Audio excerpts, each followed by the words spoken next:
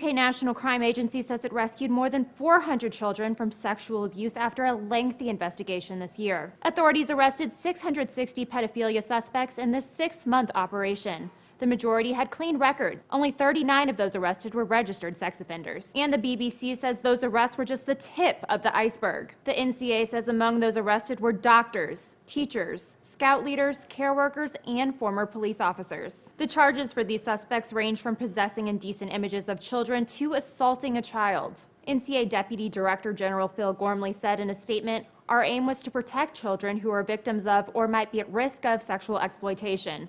A child is victimized not only when they are abused and an image is taken, they are re-victimized every time that image is viewed by someone." CNN pointed out this comes at a time when child sex abuse is fresh in the minds of UK citizens. Just this month, children's TV personality Rolf Harris was sentenced for sexually assaulting women and girls. And late last month, health investigators released new details about what they consider possible predatory sexual behavior from late TV host Jimmy Savile. Savile is accused of assaulting more than 500 children, which would make him one of the country's most prolific sexual offenders. The Los Angeles Times reports some in the UK are now calling for the reintroduction of the death penalty for pedophiles. Britain abolished capital punishment in 1965. The NCA says it's not sharing exactly how it was able to track down the suspects because it wants to be able to use the same method in the future. For Newsy, I'm Madison Burke. Multiple sources, a broader view. Sunshine State authorities busted a massive child sex trafficking network this week, ending a 2-year probe that netted nearly 200 arrests, including a high-profile booster for Florida State University, according to a report in police.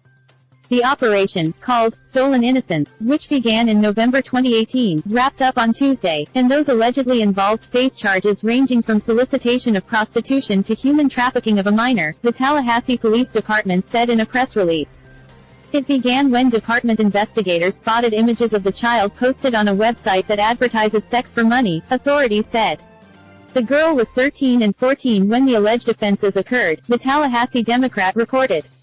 A total of senior Ukrainian politicians are coming under scrutiny over allegations of child sex abuse at the Black Sea holiday camp.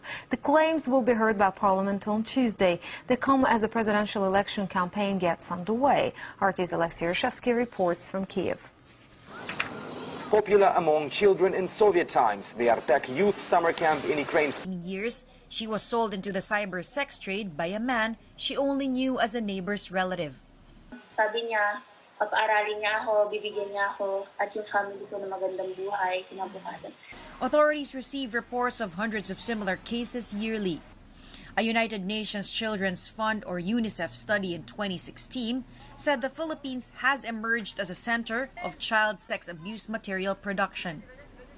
UNICEF says English literacy, availability and access to technology, and established money transfer apps are some factors that contributed to this concern.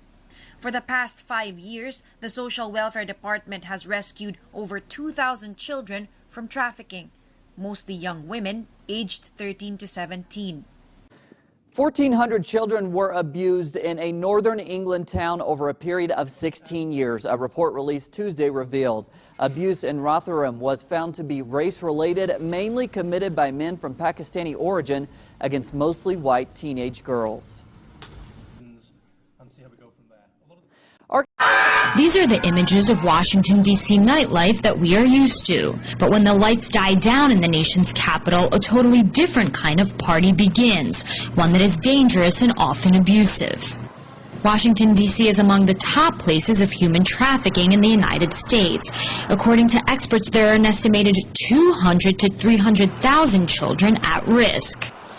Tina Front was once part of this statistic. She left home with who she thought was her man of her dreams at the age of 14 and had no idea what she was getting herself into. I didn't know what a pimp was, so he didn't come up to me and say, you know, here, this is what you're going to do, and I did it. It was more of a domestic violence situation where they pretend like he's your boyfriend, they care about you, pick you up, you tell them too much information that they use against you. Soon after, Ms. Front realized that this man would force her into selling herself sexually.